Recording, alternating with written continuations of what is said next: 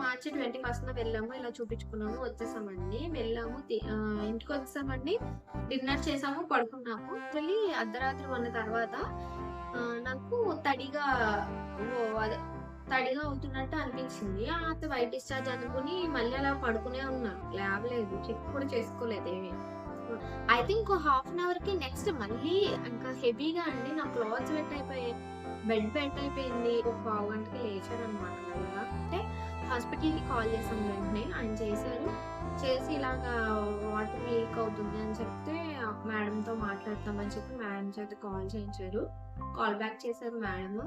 చేసి ఇలా అయింది మేడం అంటే 1 అవర్ వరకు చూడండి. 1 అవర్ తర్వాత కూడా 1 అవర్‌కి కూడా అవుతూ ఉంటే వచ్చేయండి హాస్పిటల్‌కి అని చెప్పారు. సో 1 అవర్ చూసామండి. వెయిట్ చేసాము. బట్ స్టిల్ అవుతూనే ఉంది. గంట వెయిట్ చేసామని చెప్పాను కదండీ! గంట వెయిట్ చేసి వాటర్ కారడం తగ్గిపోయేసరికి ఇంకా స్నానం చేసేసి దేవుడికి దండం పెట్టుకొని చక్కగా బయలుదేరామనమాట హాస్పిటల్‌కి. వాటర్ బ్రేక్ అయింది, వెళ్ళాము. హాయ్ అండి. నా ప్రెగ్నెన్సీ స్టోరీ విన్నారు కదా! అయితే నా ప్రెగ్నెన్సీ స్టోరీ అక్కడితో ఆపేశాను. ఎందుకు అంటే నా డెలివరీ స్టోరీ స్టార్ట్ అవ్వబోతుందనమాట.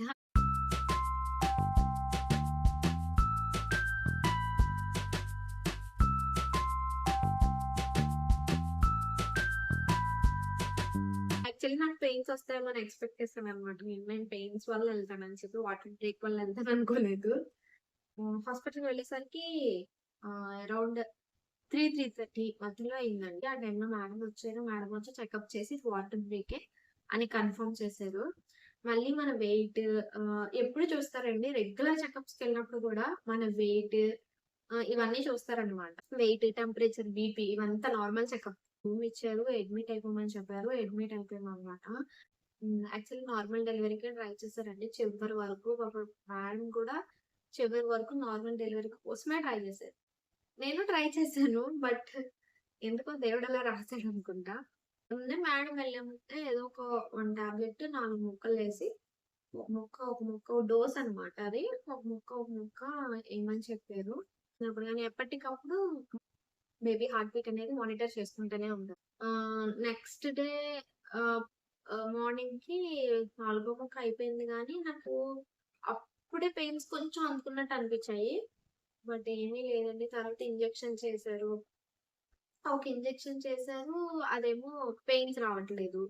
ఇంకొక ఇంజెక్షన్ చేశారు. అదేంటంటే అది చేస్తుంటేనేమో బేబీ హార్ట్ బీట్ పడిపోతుందనమాట. అది ఆపేసి ఆక్సిజన్ ఇచ్చారు. అది ఇచ్చారు. చాలా హడావిడి చేశారండి. హడావిడి కాదు పాపం వాళ్ళ ప్రయత్నం వాళ్ళు చేశారు. నేను నా ప్రయత్నం చేశాను. ఎంత చేసినా నొప్పులు వచ్చేవి కాదనమాట. ఆ ఇంజెక్షన్‌కి వచ్చాయి గానీ నొప్పులు, బేబీ ఏమో రెస్పాండ్ సరిగ్గా లేదు. సో, ఇంకా ఇంజెక్షన్స్ అవి ఆపేసారండి అలా ఉందని. నొప్పులు కూడా స్టార్ట్ అవ్వలేదు. సర్విక్స్ 10 సీఎం దాకా ఓపెన్ అవ్వాలి. 3 సీఎం వరకు ఓపెన్ అయిందంట. నాకు 3 సీఎం వరకు ఓపెన్ అయిందంట. తర్వాత ఏమీ రెస్పాన్స్ లేదంట. ఇంకా అప్పటికే ఈవినింగ్ 6:30 అయిపోతుందండి. ఈవినింగ్ 6:30 అయిపోయేసరికి ఇంకా మేడం సర్విక్స్ ఓపెన్ అవ్వట్లేదు. ఎంత చేసినా ఇంకా సి సెక్షన్‌కెళ్ళిపోదాం అని చెప్పారు. డెసిషన్ అడిగారు. మీరు వెయిట్ చేస్తారు అంటే వెయిట్ చేయండి. లేదు ఇంకా వెయిట్ చేస్తాను అంటే బేబీకి మంచిది కాదు అని చెప్పారు. ఇంకా బేబీకే మంచిది కాదంటే ఇంక మనం ఇదంతా చేసేది ఎందుకు అని చెప్పి మాకు అనిపించి, సో కానీ మా హస్బెండ్ బేబీకి ఏదైనా అవుతది అనేసరికి ఆయన కొంచెం తగ్గారు. ఇంక నేనైనా నాకసలు చాలా భయం ఈ ఆపరేషన్‌లు, డెలివరీలు అంటే ఓహో! చాలా భయమండి నాకు. ఆపరేషన్ అంటే ఇప్పుడు వరకు నాకసలు ఏ ఆపరేషన్ చేయలేదు అన్న ఫీలింగ్ అనమాట. కత్తే పడలేదు నా మీద. ఇప్పుడొచ్చి ఆళ్ళు కోసేస్తారు అంటే భయమేస్తుందనమాట. కొంచెం భయం కాదు. అసలు థియేటర్‌లో నన్ను చూడాలి. ఆళ్ళేం మాట్లాడినా బుర్రలోకి ఏం ఎక్కలేదు. ఆ సౌండ్‌లు అయన్నీ వామ్మో! అది డిఫరెంట్ ఎక్స్‌పీరియన్స్ అసలు.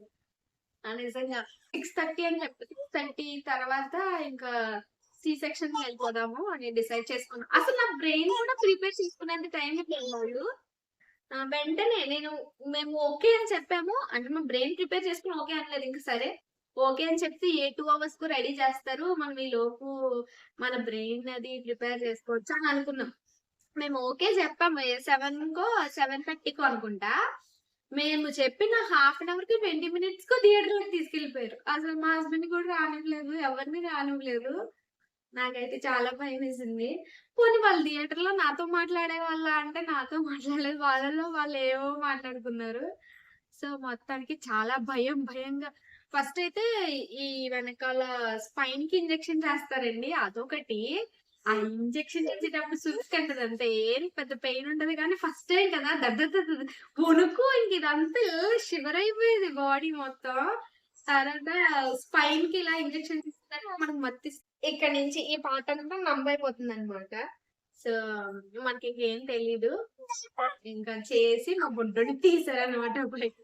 మీకో విషయం తెలుసా? మా బుడ్డోడిని తీయడం కూడా మా ఆయనొచ్చిన తర్వాత మా ఆయనకి ఉన్నారా మీరిక్కడ? ఓకే. నేనిప్పుడు తీస్తానని చెప్పి డాక్టర్ ఇప్పుడు తీసాడనమాట. మొత్తానికి 8 గంటల 9 నిమిషాలకి మా వాడు బయటకొచ్చాడనమాట. హ్మ్. మా వాడు ముందెళ్ళిపోయాడండి. అంటే అంతా చెకప్ చేస్తారు కదా వాడికి. పీడియాట్రిషియన్ వస్తారు. సెపరేట్ వాడికి చెకప్ అంతా చేసి అంతా బానే ఉందని చెప్పారు. మా వాడు పుడుతూనే తుమ్ముతూ కొట్టాడండి. నాకది మాత్రం వినిపిచ్చింది. మనకంతా వినిపిస్తది. మనం కదలలేం గానీ వినిపిస్తది. ఆహ్, ఫస్ట్ నాకు చూపించారు. ఒక ఆపరేషన్ అంతా అయింది. మా వాడిని తీసి మా వాడు ముందే ఎళ్ళిపోయాడు. నన్నొక హాఫ్ అన్ అవర్ అలా హాఫ్ అన్ అవర్ 45 మినిట్స్ నన్ను తీసుకెళ్లారనమాట. సో, అంతా డిఫరెంట్ ఎక్స్‌పీరియన్స్ నిజంగా. ఆపరేషన్ జరిగిన 2 డేస్ తర్వాత నడిచాననమాట. అమ్మో! అదో నరకం బాబోయ్!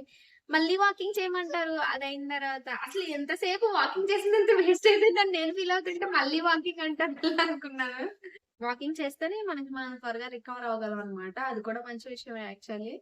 సో, త్వరగానే రికవర్ అయిపోయానండి నేను. బాబు హెల్త్ కూడా అంతా బాగానే ఉంది. అదనమాట నా delivery story. Next post mortem depression కూడా షేర్ చేసుకుంటాను.